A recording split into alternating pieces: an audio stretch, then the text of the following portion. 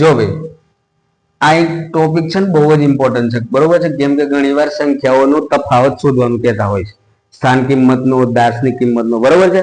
આ તફાવત તમારે શોધવો પડે છે. પણ હવે આ કઈ રીતે શોધવું છે એ આપણે જોવાનું છે, બરોબર. અને કઈ કિંમતને શું કહેવાય છે આપણે ખાલી ધ્યાન લઈ લઈએ. એક ટોપિક છે કે દાર્શનિક કિંમત, બરોબર. હવે દાર્શનિક કિંમતનું બીજું નામ શું થાય તો કે ભાઈ નિજી કિંમત. કઈ કિંમત? નિજી કિંમત.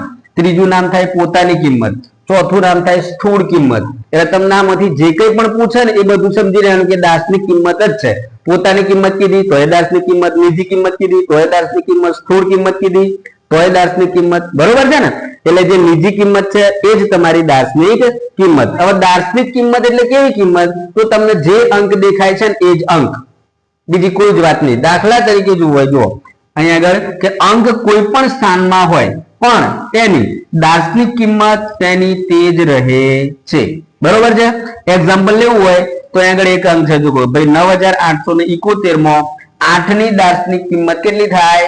8 જ થાય. જો સ્થાન કિંમત કીધી હોત તો એકમ દશક નો 100 એટલે 800 થાય સ્થાન કિંમત, પણ દાર્શનિક કિંમત કેટલી રહે? એનો એ જ અંક. પછી જો 7,476 માં 2 ની દાર્શનિક કિંમત કેટલી? તો 2 ની દાર્શનિક કિંમત 2 જ રહે. સ્થાન કિંમત વધી જાય, બરોબર. સ્થાન કિંમત એકમ દશક 16,000 2000 થઈ જાય છે, બરોબર. પણ દાર્શનિક કિંમત કેટલી રહે? 2 જ રહે. ખબર પડી જાય, બરોબર ને. એટલે આ ટોપિક બહુ ઇમ્પોર્ટન્ટ છે, નિજી કિંમત ખાસ સમજો. ઓકે, ચલો.